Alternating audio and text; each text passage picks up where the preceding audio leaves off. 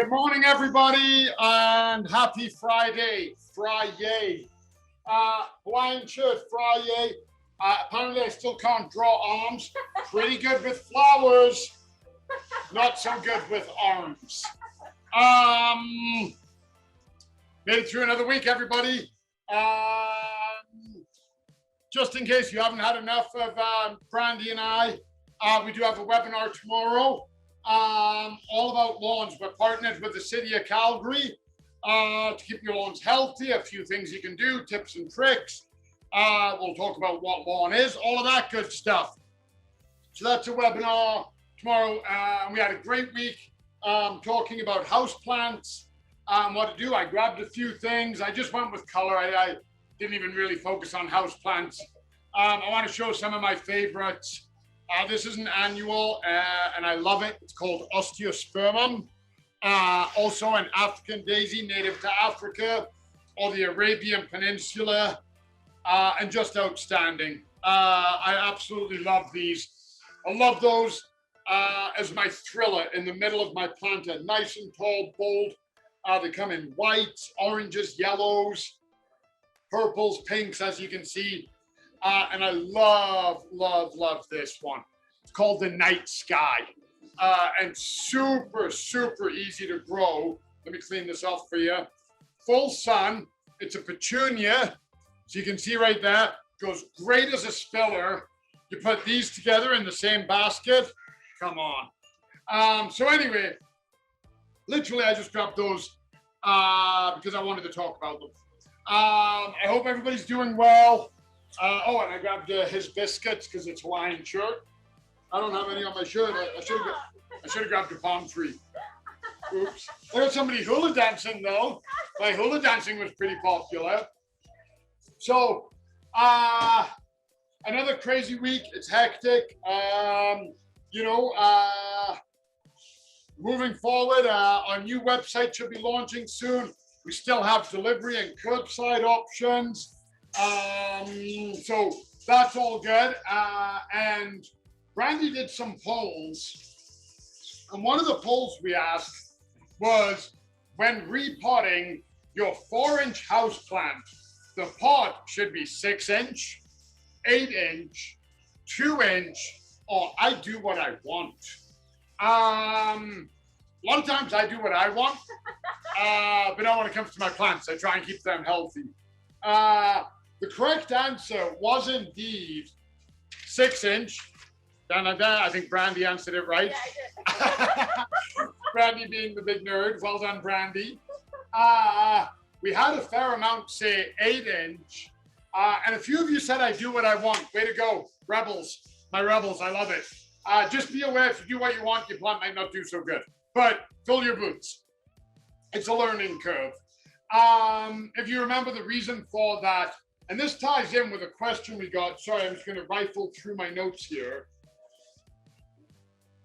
I know I got a note on it. Here we go. This ties into a question we got. And somebody asked, Sam asked, what about repotting plants after a year or two? Do you clean off the tired soil from the roots or keep some of it and replace the old soil with new? That ties in great to that poll, because what ends up happening is you never, ever, ever houseplant, garden plant. If you remember when we discussed perennials and we discussed transplanting, you never, ever want to go bare root. You never want to lift a plant out. So take this as a houseplant, for example. Okay, so say I'm going to move it 4-inch and we're going to go up to 6-inch. So we give it the squeeze, we go all the way around. By the way, should have showed you the tag on that. Osteospermum. Fantastic plant. So we go around, we loosen it. So I know that that's nice and loose. Roots coming out the bottom, ready to be planted. Support the crown of my plant as we do. Give it a squeeze and lift it out. Look at that roots. Oh my. Okay. I knock that soil off, I am going to damage those roots. I'm going to open those roots. Like I said, they've been growing like that. They're used to that. Now they fall apart, they're going to get shocked. Now I've got roots that are hanging down that I'm going to try and jam into another pot. So long story short, no, you never want to go bare root. The old soil is fine. That old soil is essentially going to contain your root ball. Then the new soil that you put in around it. So if you remember when I did the African violet, I used an African violet soil, and that inch I had going around, I tucked it all in. It was nice and deep. Those new roots now can start going into that new soil. That's where they're going to get replenished from. You do not want to go bare root. If you lift a plant and all the soil crumbles off it, that's going to happen. Plant it as quick as you can, doing at least amount of damage as you can to the roots. Support the roots, fill soil around them. Maybe one day I'll do a bare root planting to show you guys exactly how to do that. But to answer your question, no, you do not want to knock the soil off, and you want to go up small incremental sizes to keep that root ball tight so it doesn't crumble in the soil. So we had a question here, and it says, in spring, consider doing this for your house plants. Fertilize when you see active growth, move them as sun conditions begin to change, bring them outside on warm sunny days, all of the above. Vast majority answered all of the above. That's awesome. And that ties in. So we had Dana, I don't know, D-A-N-A, it could be either. Dana, I'm gonna go with. Dana asked, is it hard to grow citrus in Calgary? Not at all. It's very hard to grow citrus if you have a mean little puppy who knocks it over and eats it like Jimmy did. I told you, every time I talk about citrus, I'm throwing Jimmy under the bus. Our orange did amazing. Produced every year, flowers every year. It got lots and lots and lots of sun. And also, this is brand new. We just got this in. We actually have a brand new citrus fertilizer in. Micro and macronutrients, water soluble. So you mix it up, you water. But the citrus trees do amazing here. Really easy to grow. Normally in stock, we have lemons, oranges, and limes. They're all edible, and they're a lot of fun. Kids love them. They absolutely do. I've never replaced our citrus tree, and I don't know why. Jimmy has passed his destructive stage now, and I just never got around to it. You know what? I should get inspired to do that. So no, I didn't find it hard to grow citrus in Calgary at all. And I don't know if you remember me saying, I put mine outside in the summer. Pollinators went mad for it.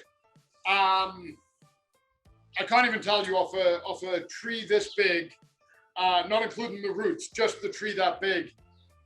We must have had 100 oranges. Now the oranges are only that big, but we must have had 100. Then we asked, when did Colin last water his still healthy cactus? And this cactus is actually putting out new growth, tiny, tiny, tiny, but it is actively growing. And we asked January, February, March, or last week. A lot of you answered January. That makes me happy. But a fair amount of you said February, March, or even last week. No, it was January that I watered it.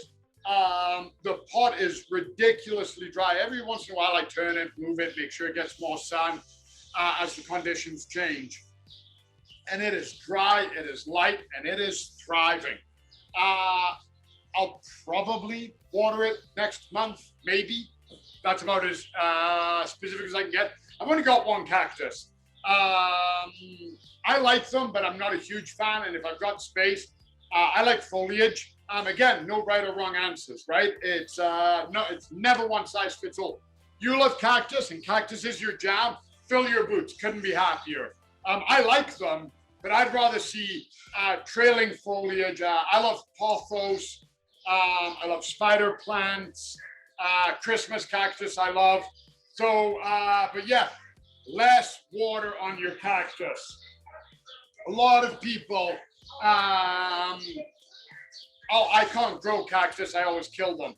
I would say, anecdotally, from the people I've spoken to, 90% of the time it's overwatering.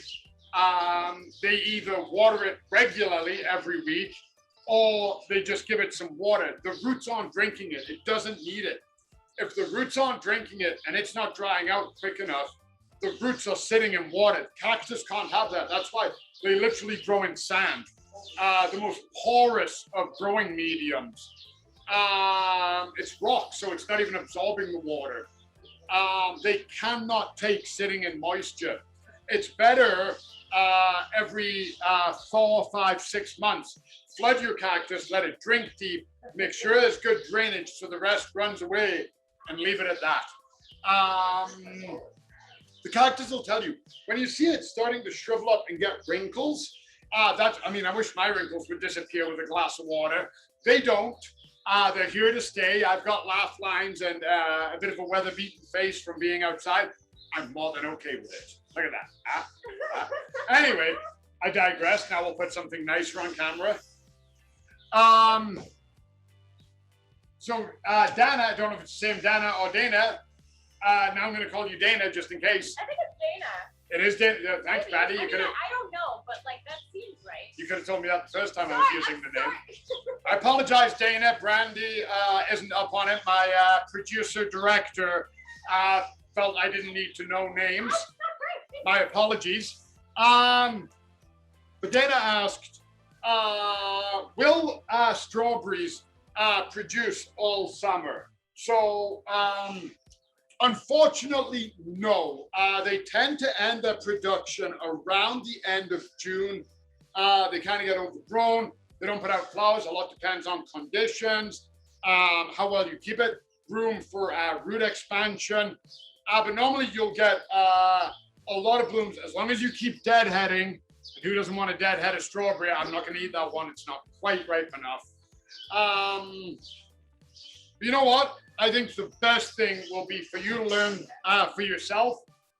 So why don't you get a hold of Brandy and you win this? So that's your present. Thank you for tuning in. Thank you for the questions. Thank you for being a fan. Have a strawberry plant. Find out for yourself. Lots of water, lots of sunlight, and lots of water. Anything that produces a berry like this requires water and energy. And keep an eye on it. You may need to water it a couple of times a day. Whatever fertilizer you use for tomatoes or anything like that, this is going to love it too. So that's yours, Dana.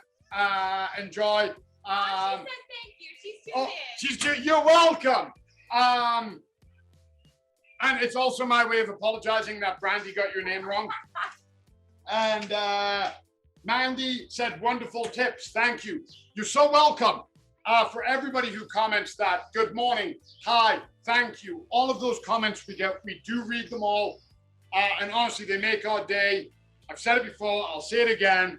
I would look plenty stupid standing up here by myself. It really is a team effort. I couldn't do it without Brandy. I couldn't do it without the backing of all of my colleagues. I stand up here, you guys see me, but like I've said before, I stand on the shoulders of giants. Everybody else helps me look good and helps make this what it is. So a huge thank you to you guys out there. Keep enjoying it. Remember, you don't have to ask a question based on what we talked about. We'll answer anything. We don't care. We just want you guys to enjoy it. Hopefully we see some of you tomorrow for our webinars. Stay safe. Have a great weekend if you're in Calgary. There's no more rain this weekend. It's all sun, 14, 15 degree days. Let's enjoy it. SPF, get in the garden, have fun. Have a wonderful Hawaiian shirt Friday, everybody. Brandy's rocking an amazing Hawaiian dress. Love to you all. We'll see you tomorrow and Monday. Bye, everyone.